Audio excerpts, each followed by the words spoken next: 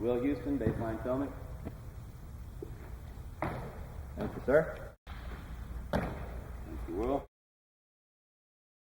All right, Will, so coming into camp, you've made a ton of progress the last couple of years in a lot of things. What we're starting to see is that you're becoming very well grounded in fundamentals. Your stance width is good. Your setup is good. Your balance is fairly good. There are a couple of minor adjustments we're going to make there. Cullen had a little bit of concern about the way you're gripping the football. We want to make sure that you can hold and control it from the top. He called it a weak thumb. Strengthening the thumb means putting it further across the ball so you can hold and control the ball better. But we're looking at the size of your hands and stuff, and you're having good results. So I don't think that's a major issue to worry about right now, okay? The two things that I think are probably, well, the three things, honestly, that are the biggest issues right now. Number one is you're not perfectly balanced. I'm seeing your knees a little behind your toes, which is telling me you're a little bit flat-footed. Flat-footed is not going to win any competitions in football. And number two, it's going to affect a lot of things. Number one, when you do leg drive, you're going to do the leg drive pretty much straight up like you're doing a squat. If it goes straight up, we're not capturing that motion energy and sending it into powering the snap. It needs to be back into the hips a little bit so that it can converge with the upper body motion and be channeled back towards your target. Make sense? Okay. Number two, flat-footedness. After the snap, you're not going to be mobile. You got to be up on your toes. You got to be balanced. Okay. So we're going to fix that by shifting you forward a little bit in the stance to get your knees over your toes, get you balanced. All right. Number two, you're jabbing at the follow-through just a little bit.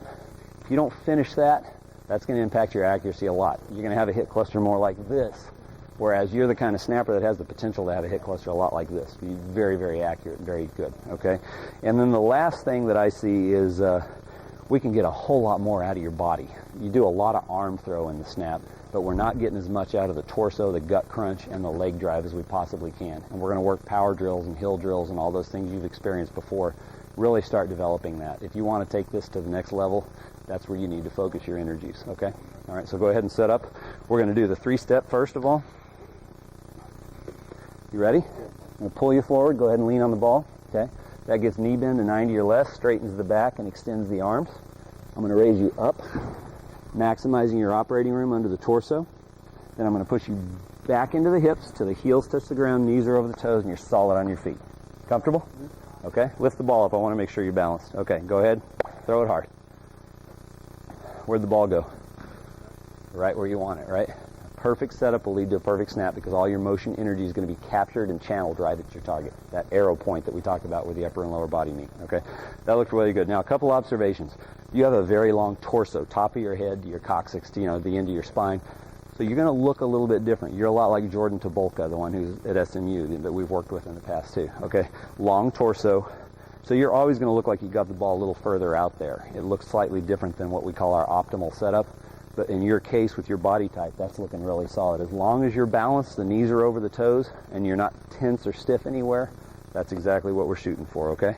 You ready? One more time. Pull you forward, raise you up, push you back and in, raise that front end just slightly. Give me a big explosive snap, Will.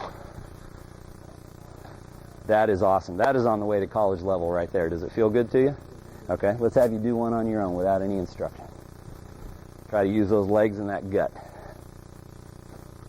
That's awesome. Very consistent. Now, the one thing I was going to say, I started a thought and didn't finish it, that longer torso.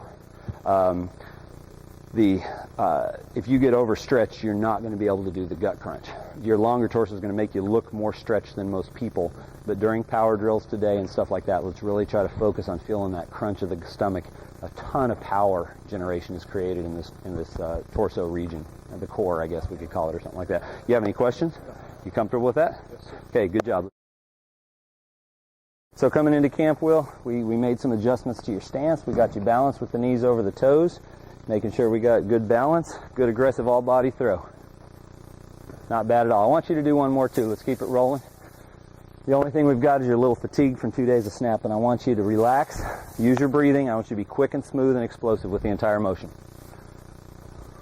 Better, okay? Not bad, that's all right. Same kind of thing, elevate that front.